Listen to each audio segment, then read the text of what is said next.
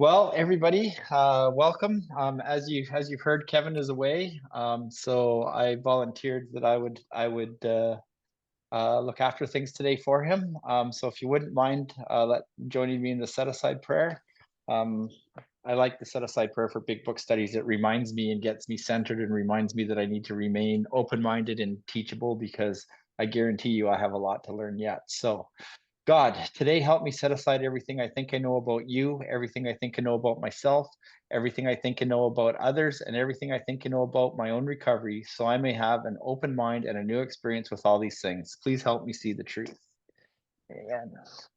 Also, this being the fourth dimension big book study, Kevin likes to read the two places in the book that it talks about being rocketed into the fourth dimension. And so Rob's already popped it up there. The first place is page 8. Probably 2/3 of the way down the page, it says, how dark it is before the dawn. In reality, that was the beginning of my last debauch. I was soon to be catapulted into what I like to call the fourth dimension of existence. I was to know happiness, peace, and usefulness in a way of life that is incredibly more wonderful as time passes. And the second part is on page 25. About almost halfway down the page, it says, we have found much of heaven and we have been rocketed into a fourth dimension of existence in which we had not ever dreamed. Awesome. So that's what that's all about. And that's where this comes from, or the name of this big book study comes from. So Kevin tells me, as I missed last week, that we're leaving off at or that we finished off at the cycle of alcoholism. And of course, in our home group, that's a part that we like to beat to death. So it's always nice to end there 1 week and start there again the next week. And so we will start there again the next week or this week. And I'm just trying to get my chat open so I can see what's going on. There we go. So the cycle of alcoholism is really, in the doctor's opinion, it's on the bottom of page XXVIII, if you're following along at home.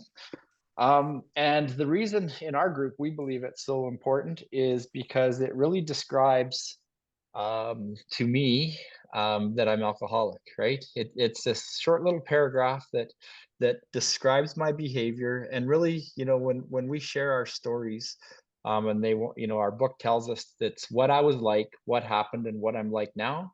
The cycle of alcoholism is really what I was like. That describes my life before I got sober, right? And it describes sort of this meat grinder that I went through over and over and over and over again until I was finally willing to do something about it and to get off of that round cycle. So the really cool thing about it is, and why we think well, at least why I think it's such a big deal and so important, is that if I sit down with a newcomer, like number one, when I'm new, um, if I understand this cycle and I apply it to my life, there's no debating anymore that for me it's step one. Step one is complete. If it describes my life and I can come up with a bunch of instances in my life that fit this cycle, it's pretty hard for me to deny that I'm an alcoholic anymore, right? And so with new sponsees, the first thing we have them do is we learn about the cycle, and then we have them come up with 3 to 5 times in their life where they'd sworn off alcohol, and then what happened and how they ended up drinking again. Another really useful time to me for the cycle is, and we'll talk about it a little bit more, but is if I have someone, or if that's kind of a chronic relapser, we're going to get to this part where we're going to call it the big lie, or this big obsession.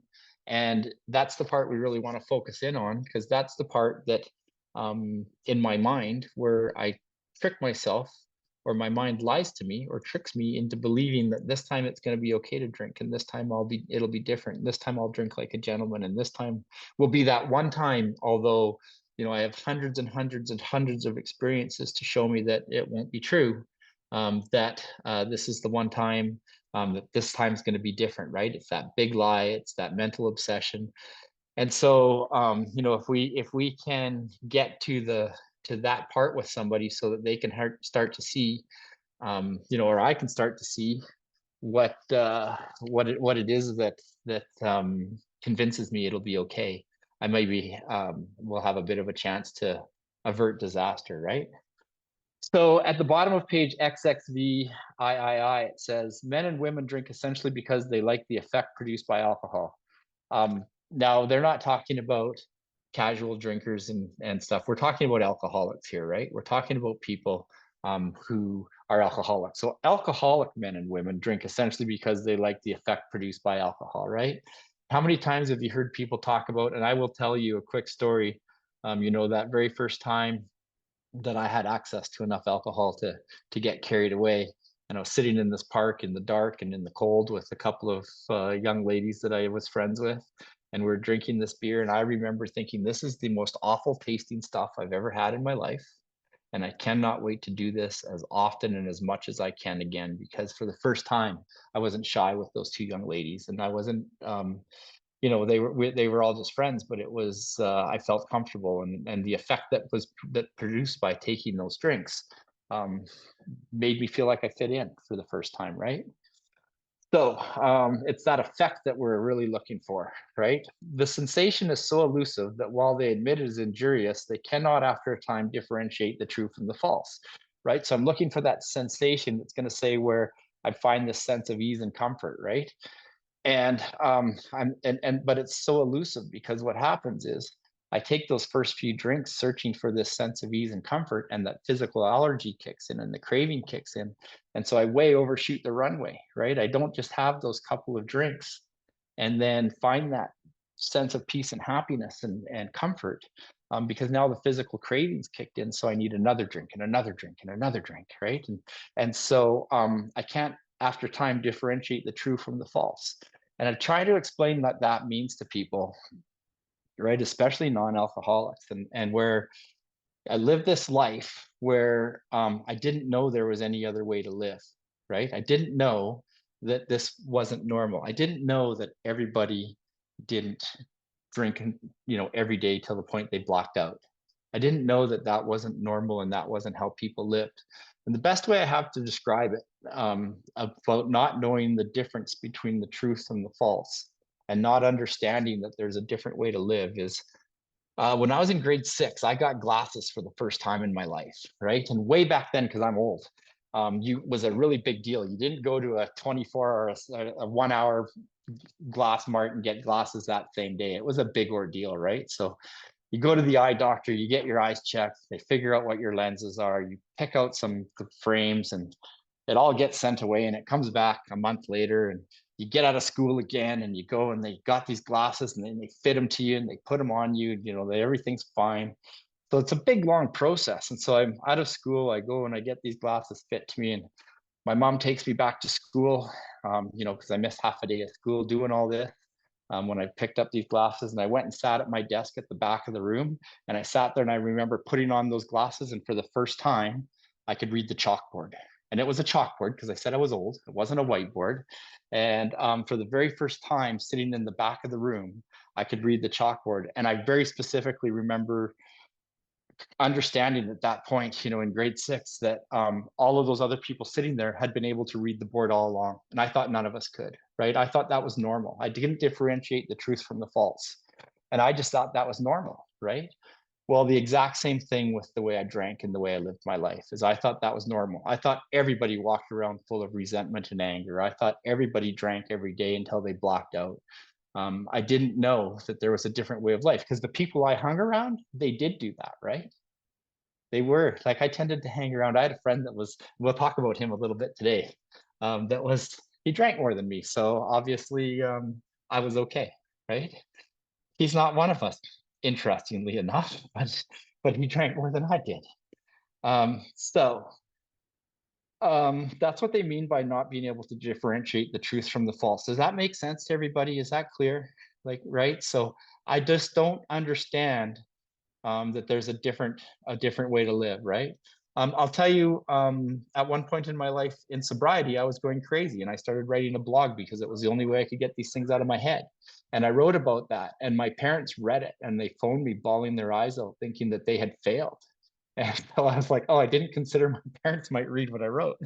But I had the only way I had to describe to them that it wasn't their fault, right? Like I grew up in a beautiful home, with kind, loving parents. We didn't want for anything. I always say that my life was so rough because I never got my first horse till I was 5, right? So I would feel like I had this super rough life growing up. And it's a joke because really I didn't. I had this great, but my parents, they felt like they had failed me, and it really, it had nothing to do with them. It had nothing to do with the way I was raised, and I didn't know that there was any other way, and so it was, a big eye-opening thing. So here I am living this lie, thinking that my life is the only normal life there is, right? So next it says, they are restless, irritable, and discontented unless they can again experience a sense of ease and comfort, which comes from at once by taking a few drinks, right? So is it when I'm sober or when I'm drunk that I'm restless, irritable, and discontented, right? When am I restless, irritable, and discontented? Does anybody know? Does somebody want to unmute and give us the answer? Sober. Sober, absolutely. Thanks, Bob.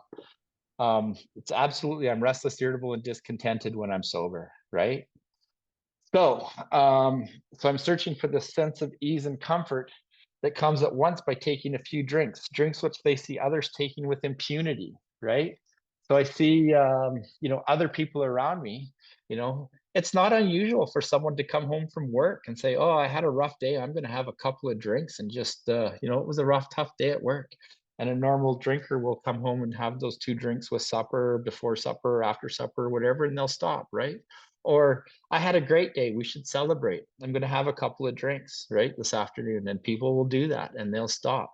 And so I see other people taking those drinks with impunity, right? My apartment in Calgary is next door to the largest homeless shelter in North America. It's called the Drop-In Center. It houses 1,500 people. I had a sponsee picking me up there one day several months ago, and he texted me and said, "I'm downstairs in my car. There's a lot of punity around here," right? Because the whole neighborhood is full of homeless people, that are in really rough shape, especially with today's drugs. And they are not having a couple of drinks or a little bit of drugs with impunity. They're in rough shape, right? But we see people out there that are able to do that, right? And I think that I can be one of them. In my mind, I believed that I could be one of them. So after they have succumbed to the desire again, right, as so many do, and the phenomena of craving develops, they pass through the well-known stages of a spree, emerging remorseful with a firm resolution not to drink again. Right? So I'm restless, irritable, and discontented. My mind starts to tell me I have this great obsession that this time I can take a couple of drinks while I search for this sense of ease and comfort, and this time it's going to be different. This is the time that I'm going to both control my drinking and be happy about it, because I have to pick one of those things. I can't do both, right? I can't drink, and I can't control my drinking and be happy, right? I become restless, irritable, and discontented. So, but I see these other people do it. I'm sensing for this sense of ease and comfort. So eventually I succumb to that desire. I fall for the big lie. I believe that this time it's going to be different. And I take that first drink, and then that phenomena of craving develops, right? Phenomena just means something that we know, but we can't explain. I don't know why this phenomena happens in me, right? I don't have an explanation for it. I kind of do now, but it really doesn't matter. I just know that it's going to happen. So once I take those first few drinks, that craving kicks in, the physical allergy, and then another drink and another drink and another drink. I'm off on the well-known spree, and I don't know when I'm going to emerge from that, right? Eventually, when I do emerge from it, I'm full of guilt, shame, and remorse, right? So what do? That's it. As Kevin says, the alcoholic prayer, I'm never going to drink again, right? I swear off, right? So what happens when I swear off and alcohol is my solution? I don't have a solution at this point. So now I'm sober again. I'm a dry drunk, and I'm restless, irritable, and discontented, right? So why is that important for me to know now after being sober for several years, right? What happens now? Do I still ever get restless, irritable, and discontented? You bet I do, right? So what happens when I get restless, irritable, and discontented? Do I recognize that I'm back on this cycle, and that I'm literally two bubbles where I'm going to share my screen, Am I able to share my screen, Rob? I think you probably made me a co-host already. Okay, so I'm going to share my screen, and so this is the cycle of alcoholism. I built a little presentation for it. Slideshow, start from the beginning. Can you guys see that? Yeah, I think Yes. so. Yes. Okay. Because now somewhere you guys have all disappeared. I can't see none of you. So this is the part we just read, right? I'm just going to run through it real quick. You know, I'm not drinking when I'm sober, so I'm restless, irritable, and discontented, right? So that's really my spiritual malady. It's a spiritual sickness, right? And so alcohol is my solution, not my problem, by the way. So alcohol is my solution to my problems. So if I'm going to remove alcohol, and I'm going to need a new solution, right? And if I'm spiritually sick, that's a clue. That's a hint that I need a spiritual solution, right? So I've got this great mental obsession that this time it's going to be different. This time I'm going to be okay. This time is the time, you know, regardless of the hundreds of times that I've completely failed at drinking like a gentleman, this is the time that's going to be different, right? Whatever that lie is. So when we're a relapser or someone that's sworn off alcohol, this is the part we want to hone in on, is what's that big lie that I'm willing to believe that my mind uses to trick my mind into taking that first drink again, right? I used to say early in sobriety that I woke up every day and I went to war, and I was really going to war against this big lie, right? It's not really like that anymore for me, but in the early days it was, right? Like my mind is every day trying to trick me into drink.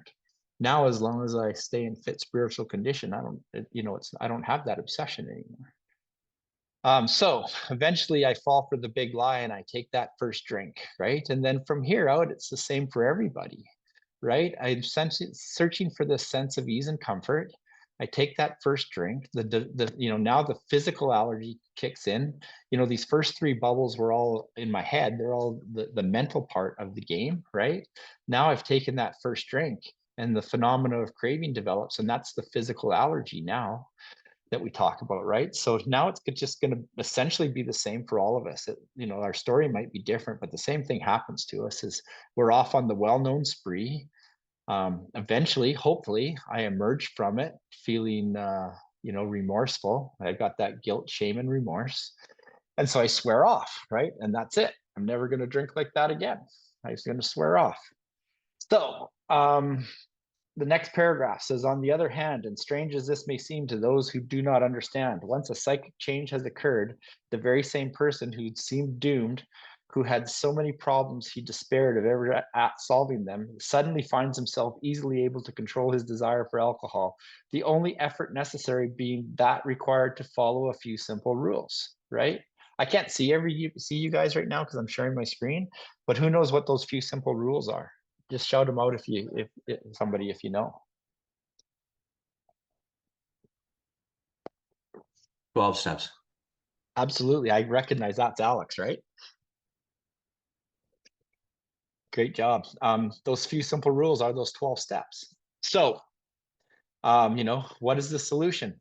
Alcohol was my solution to my problems before, but they can't be anymore, right? So, in our book, we talk about a spiritual awakening. We talk about a spiritual experience.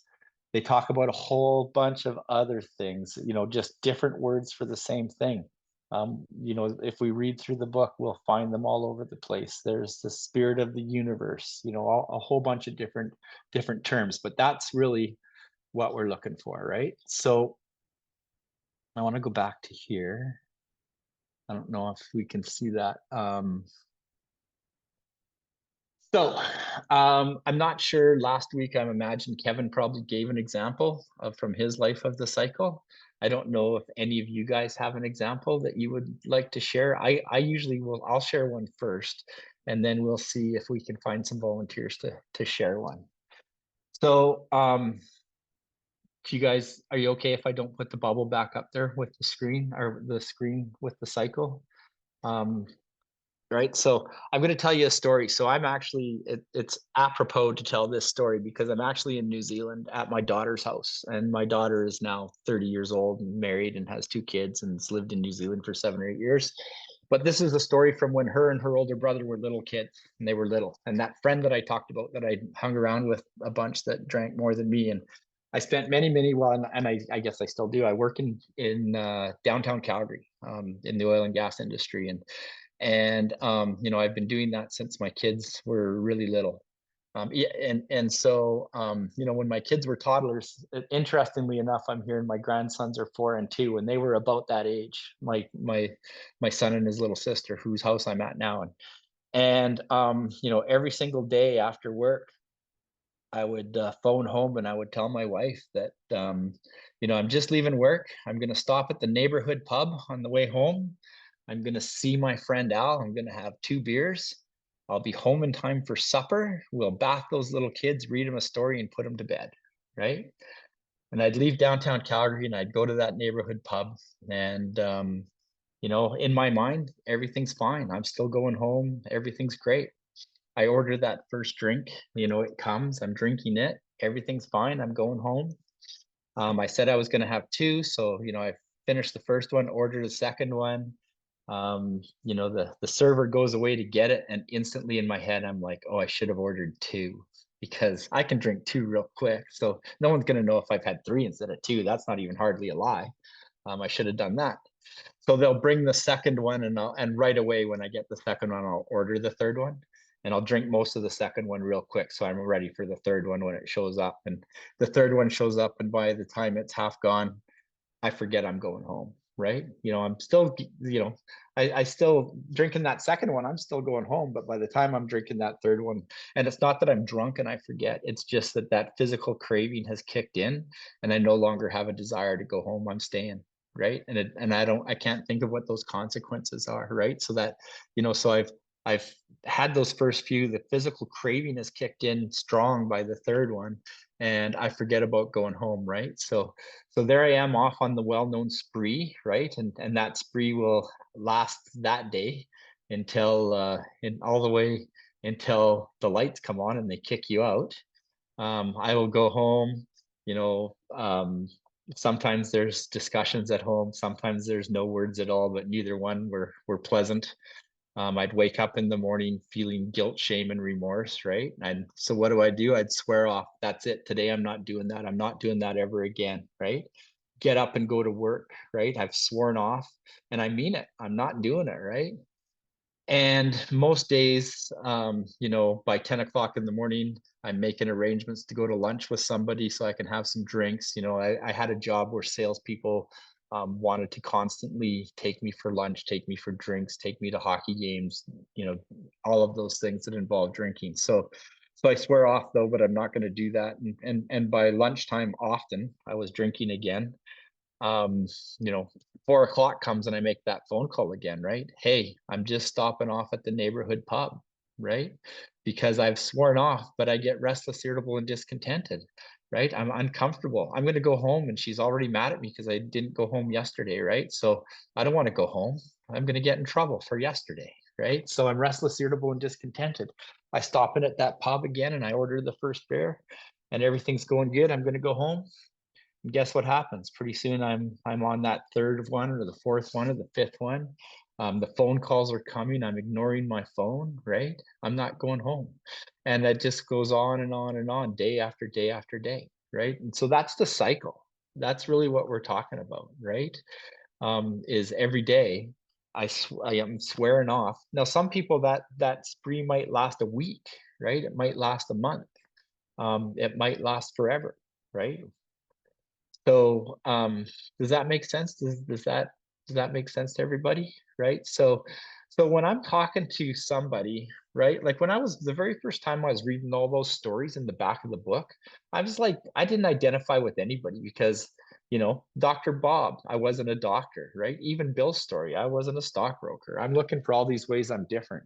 But if I look at for the way I drank and how the alcoholism progressed, I identify with every story in the back of the book. And when you read those stories in the back of the book, or when we read Bill's story, Dr. Bob's story, the jaywalker, Fred, a man of 30, right? All of those stories in the book, they're all telling us what it was like, right? What I was like. And they're all describing that cycle of alcoholism, right? So, like we beat it to death. And I have no, I have no shame about it. I think it's so important, right?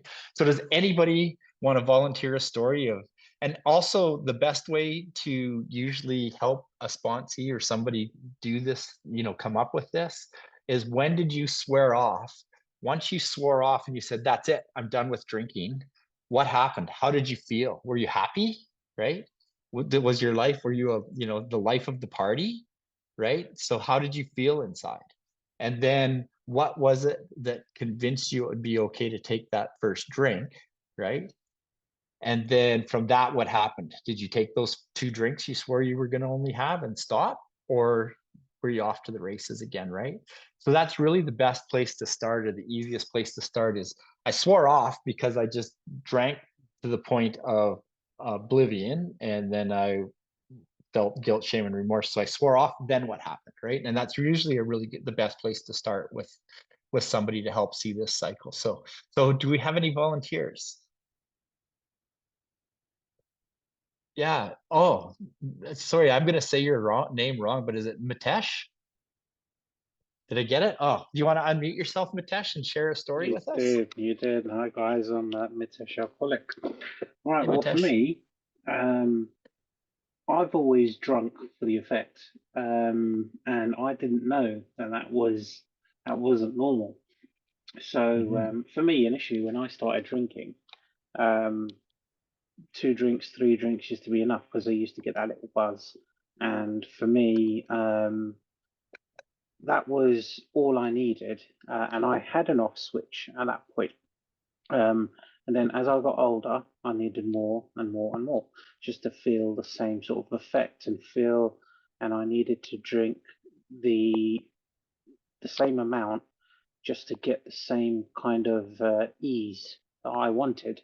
Um, and eventually, as my sort of alcoholism developed, I ended up drinking a bottle of whiskey a night. Um, and it was only then that I used to actually feel comfortable that, yeah, I finally got. And obviously, in the morning, I woke up with a hangover and a headache and everything else. And it was at that point that I used to say, "Oh, I need to really sort of rein this in and stop, etc." and stuff. And I forgot what uh, the shame and the guilt and the remorse and that part. Um, and I used to do it, and it used to happen on a daily basis. It was just like I didn't care what happened the night before, so I used to do it again. Start off, have the drink, and it wasn't enough. Carry on, and the cycle started again, and it was more and more and more. Um, Despite my wife asking me to stop, despite people pointing out I'm drinking too much, I didn't care because all I was looking for was that ease and comfort because it was the place where I felt most comfortable in my head, obviously. And unbeknownst to me, I'm acting like an idiot and all that kind of stuff. Um, and it did make a difference to me because again, just for me, I just wanted that ease and comfort all the time. So I forget, do the same thing the next day. Thank God my wife rang the cops because I ended up getting nicked on the back of it. And it was because of the consequence that I came into the rooms. I stayed in the rooms because of a consequence, and then I ended up finding a completely different way to live, and that's what brings me here.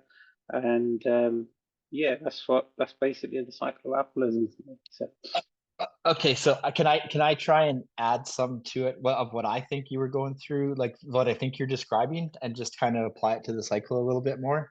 okay, So you would go out and you would think that you would get drunk and you'd come, and you really thought the big lie. I just want to hone in on what I'm trying to focus on what I think the big lie was, and the big lie was to yourself was, stop. you really didn't see any consequences to it. There was nothing bad was happening. There was no No, consequences really. And that was really the lie you were using to convince yourself that you could carry on this way, right? And yeah, so I think that in my mind, that was probably what made it okay to then go out and do it again, right? It's like, oh, nothing bad happened. Whether something bad happened, it sounded like maybe some bad things did happen, but in your mind, nothing bad had happened, Nothing and bad so it was happened. okay, right? Yeah. And so that was really the big lie, right? And so again, when we feel like, if I find myself restless, irritable, and discontented now, I know that the big lie is the next thing that's going to happen, right? Oh, and then the thing after that is my first drink, right? And so when I'm restless, irritable, and discontented, I'm two bubbles away from a drink in the cycle, right? And I'll tell you, Hmm. for me, an example that suits yours is, I was a couple years sober at the time. I was back working in downtown Calgary. It was a bright sunny day, and I was walking to a noon meeting in downtown Calgary, and it was a beautiful day, and everything was great with my family and my wife and my kids and my job. And I'm walking to this meeting on this beautiful summer day, and my mind says, wait, why are you doing this? Your life is fantastic. You're look how awesome you are. Why are you wasting all of this time with this AA crap? You overreacted. You're not actually an alcoholic. You overreacted, right? And that scares me. That scared the heck out of me, because it's not that I was having a bad day, it was that I was having a great day, right? And that's like, like, it's similar to your story, where That's you know yeah, I think that that's exactly what I'm going through right now, and I've hit a year yeah, sober, and that's what my right, head's telling me. Am I really an alcoholic? Can yeah, my will my off switch return? I'm torn where I don't want to find out, obviously, because right, I know where it's going to lead to, right. and that's where I'm at right now. So yeah, Many of yeah. you guys won't know the guy I'm going to tell you about, but some of you guys will. Rob will know for sure. Probably my favorite hockey player of all time was a guy named Bob Probert, and he was a Detroit Red Wing that was probably the toughest guy that ever played hockey, and he was talented. Like, he scored a bunch of goals and a bunch of assists when playing on a line with Steve Yzerman one year. And his teammates never worried about him when he had a bad game; they worried about him when he had a good game, right? They worried about him when things were going great in his life. And that, like, I'm really good at forgetting about the bad things in my life. I'm really good at just, you know remembering the good parts of all those ex-wives and not the bad parts and why we're not married anymore, right? So I'm really good at remembering the good parts. So okay, that's awesome. Thanks, Mitesh. Cheers. Scott has his hand up. Scott has a story to share, I bet. Thank you, Brad. I've probably got a few, but one I hone in on, I think I've spoke to Kevin before, is I was in hospital with pancreatitis, alcohol induced.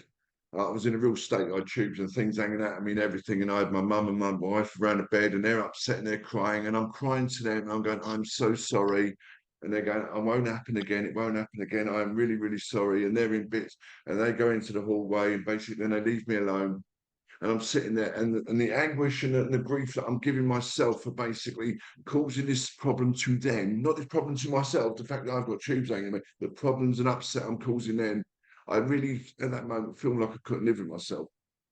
2 hours later, I discharged myself from the hospital and went straight to the bar, or in England, we call it the pub. I still had the blood stains, I still had a pajama top on, and I was in a pub 2 hours later. Because the reason being is that in that moment, we talk about a frothy emotional appeal. That was what they were giving me, and that was what I was digesting. That was what I was absorbing. But when the push came to shove, I couldn't live with me with that much anguish, and the only way out of it was to have another drink.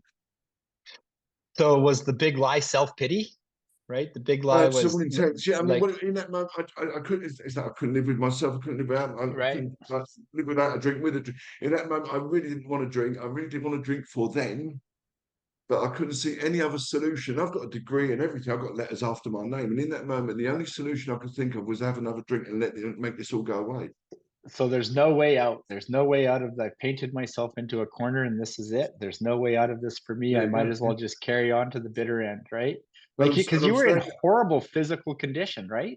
Yeah, I You were mean, in and it wasn't my awful. first time, and it wasn't my last time. But this particular instance was actually that bit, as it talks in the book. I was standing at the bar, banging my hand against the bar, going, "How is this happening? Why am I sitting? Why have I got a pint of lager next to me? Why have I got a whiskey chaser next to me? How is this happening?" Yeah, And it's me who actually left the hospital, got in a taxi, went to the pub and ordered it. You know, I mean, no one yeah. else. But how is this So, happening? It's like no one's forcing me to do this. Well, so you know, really, you had sworn off to the point. I mean, basically, you're in the hospital, sober, Yeah. restless, irritable, and discontented. There's no way out. There's no way out of this for me.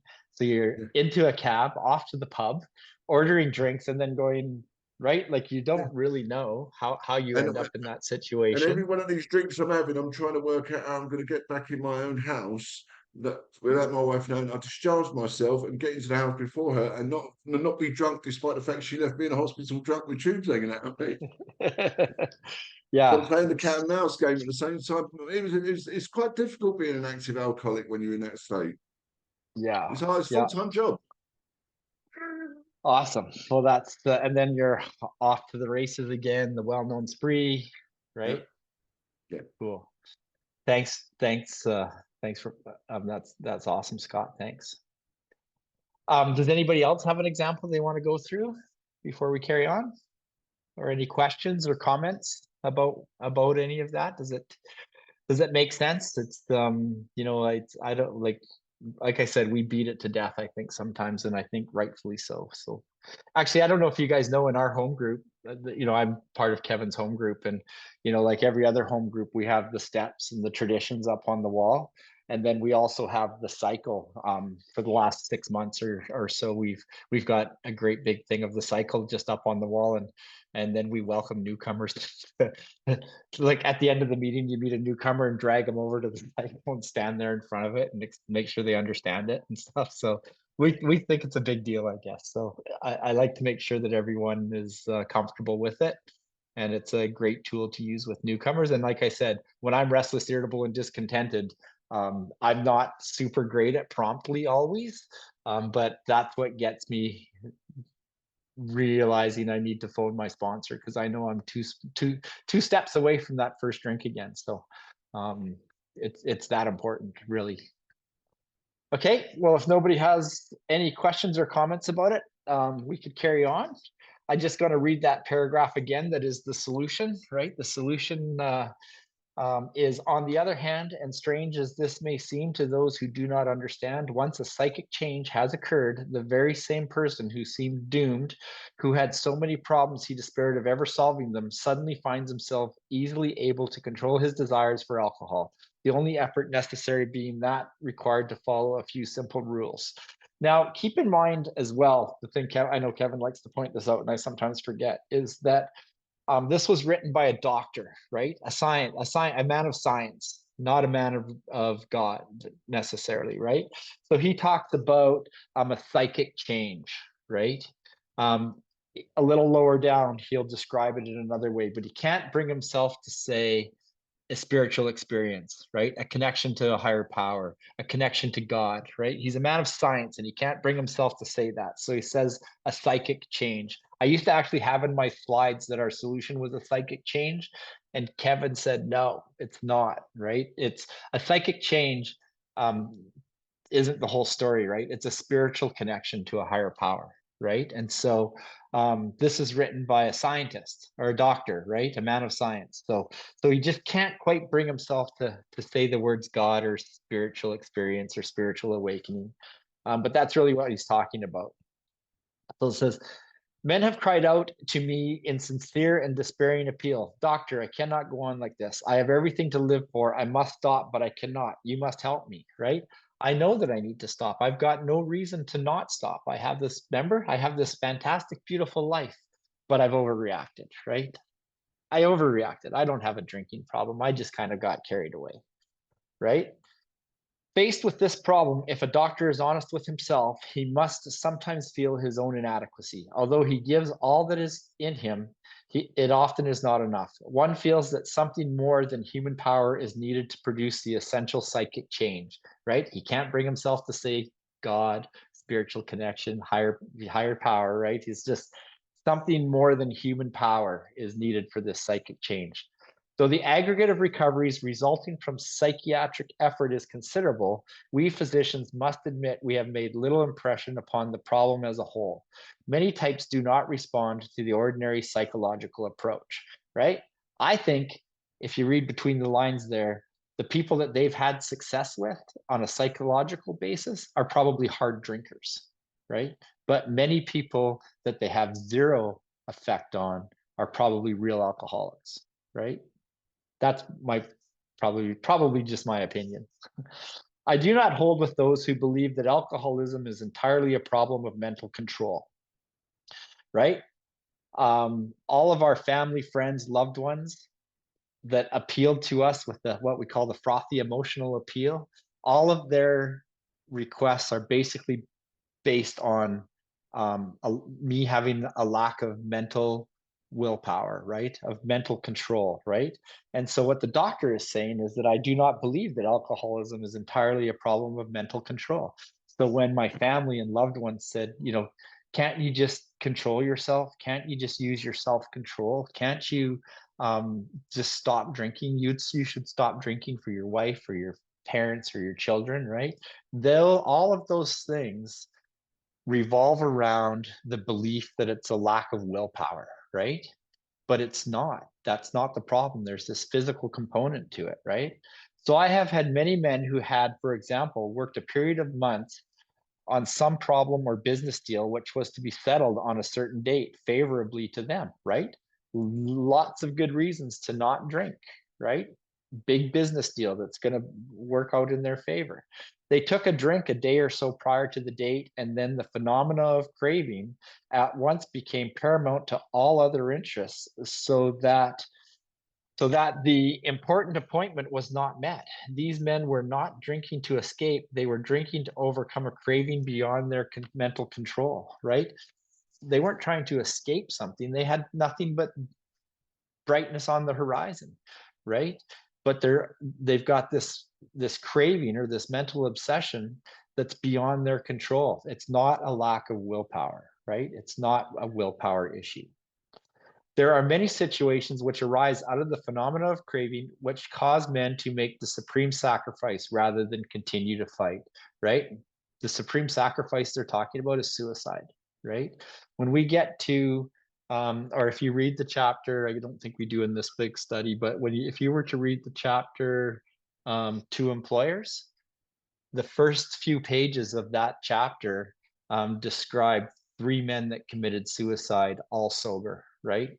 Most alcoholics commit suicide when they're restless, irritable, and discontented. They commit suicide when they're sober, not when they're drunk. But many people will, carry on to that supreme sacrifice rather than continue to fight off the alcohol. So this part's interesting. We're going to talk about 5 different classifications of alcoholics here, 5 different types of alcoholics. Pay attention to see if you recognize any of these traits in yourself. Don't be surprised if you recognize some of the traits from more than one classification. I think there's lots of crossover, and they're just very broad classifications. So it says the classification of alcoholics seems most difficult and in much detail is outside the scope of this book. There are, of course, this is the first type. Type number 1, the psychopaths who are emotionally unstable. We are all familiar with this type. They're always going on the wagon for keeps. They are over remorseful and make many resolutions, but never a decision, right? A resolution is followed by more resolutions, right? A decision is followed by actions, right? When I come to AA, I need to take action. I need to make a decision and follow that up with action. And Kevin often talks about the most important word in this program is the simple little 2-letter word of do. AA doesn't care what I know, doesn't care how well I know this book. It does not care, right? It doesn't matter how well I understand these steps and what's in this book. It doesn't matter. It matters what I do, right? It doesn't even matter if I believe in what I'm doing. It just cares that I do it, right? That's all that matters in this book. I don't even have to believe it's going to work. I just need to do it, and I'll be shocked at what happens. So first type, right? They are over remorseful and make many resolutions, but never a decision. Number 2, second type. There's the type of man who is unwilling to admit that he cannot take a drink. He plans various ways of drinking. He changes his brand or his environment, right? So, my same daughter whose house I'm at now, at Christmas time, we had a conversation about scotch. And I told her how much I hated scotch because I was shocked that her and her husband like it. And so I told her how much I hated scotch. And so I drank it for a good long time, trying to slow my drinking down. And I got a very good reaction from her, which tells me she's not an alcoholic, because you guys laugh and you think it's funny. I see you laughing, Rob. And my daughter looked at me like I had three eyeballs, and that was the dumbest thing she'd ever heard in her life. Like, she's like, wait, you drank something that you hate to try not to drink. And she thought I was like, she's looking at me like her dad was nuts, right? And that made me feel good, because you might have thought I was nuts, but I knew she was normal. Um, but you know, I think lots of us have tried those different things: moving, trying to drink something different, different environment, all of that stuff, right? Number three, he changes his brand. There's number three, they're the type who always believes that after being entirely free from alcohol for a period of time, he can take a drink without danger, right? You know, I got a lot of friends that are a lot of people I know that every year they quit drinking for a month, and they think that means they're okay. And they always choose February because it's the shortest month. Right? So that's a clue to me right off the top. Like, I'm going to quit drinking for a month, but I'm going to pick the shortest month, right? It's only 2 days shorter than half of the months, but I'm going to pick the shortest month. The fourth type, there's the manic depressive type, who is perhaps the least understood by his friends and about whom a whole chapter could be written.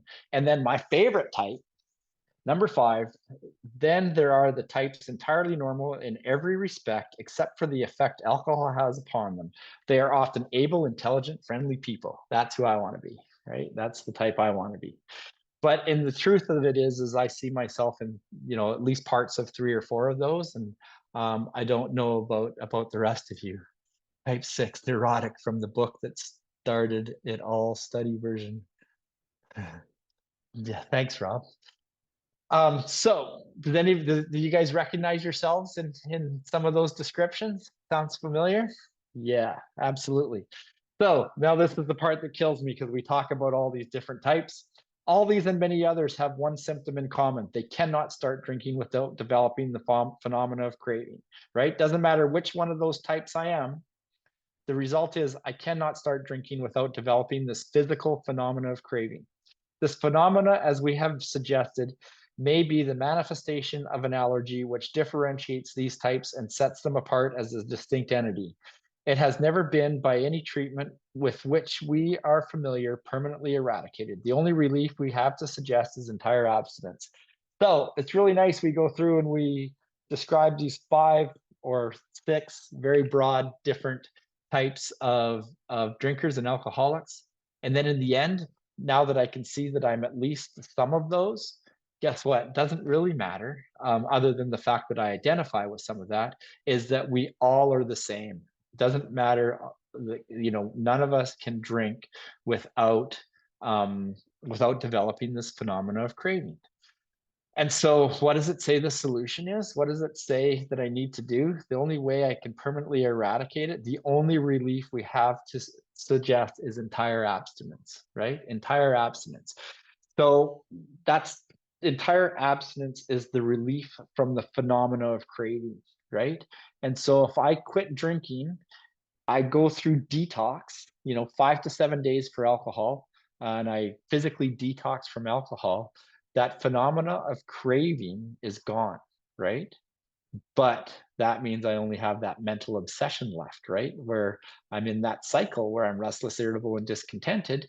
And my mind is trying to trick me into drinking again, right? And that's why I said in the first, you know, 2-3 years of sobriety, I woke up every day going to war against that mental obsession. I was at war with myself, right? And I wasn't necessarily as spiritually fit as I hope to be now, right? And that, I mean, that was really what the problem is, right? So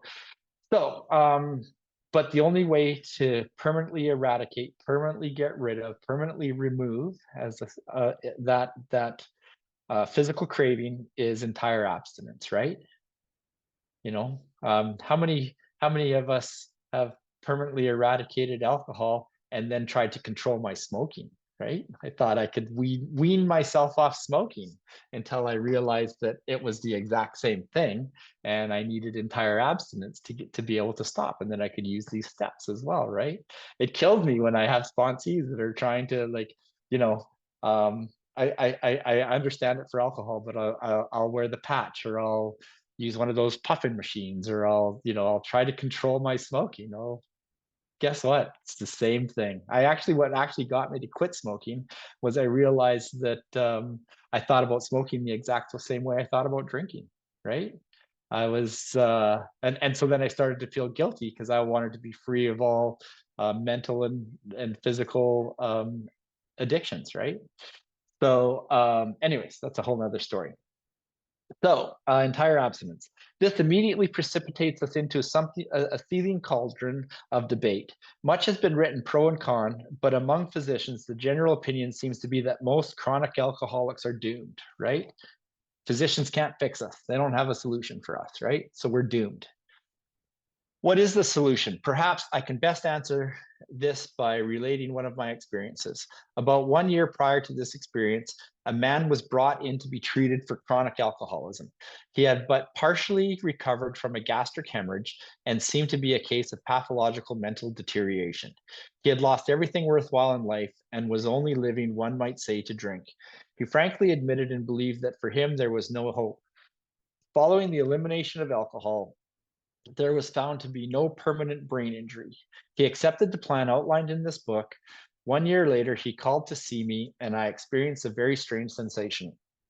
I knew the man by name and partly recognized his features, but there all resemblance ended. From a trembling, despairing, nervous wreck had emerged a man brimming over with self-reliance and contentment.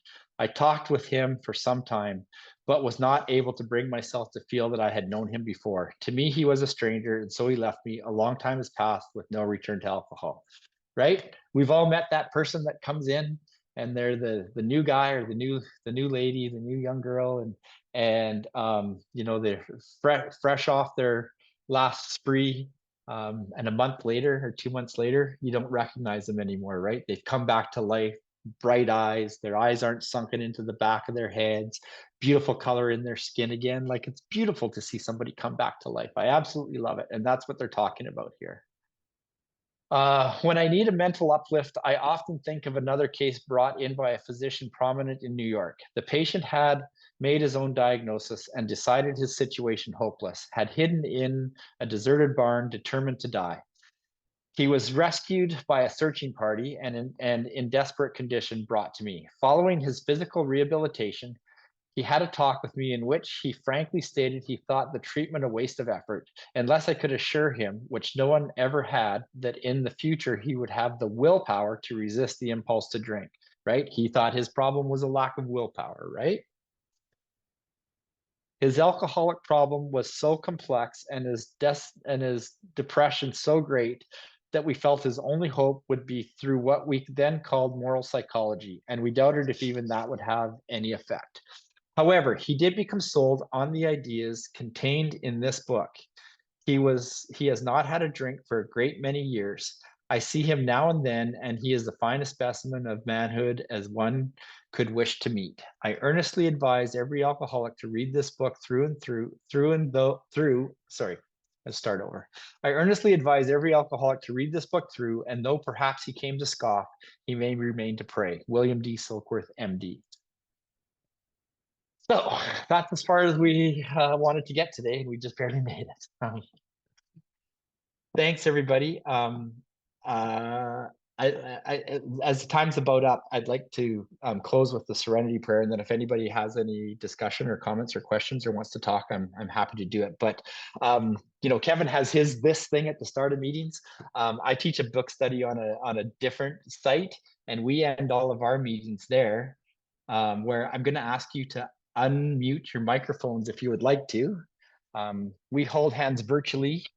And during COVID, I would say, because we can't catch a computer virus. And then we all do the prayer together, and it's absolute chaos on Zoom because our voices travel around the world at different rates or something. I don't know, but it's my favorite. I love to have a little bit of chaos in my life still. So for those that would, God, Grant me the serenity Serenity to accept the things I cannot change, courage to change the things I can, wisdom to know the difference. Amen. I will. Amen.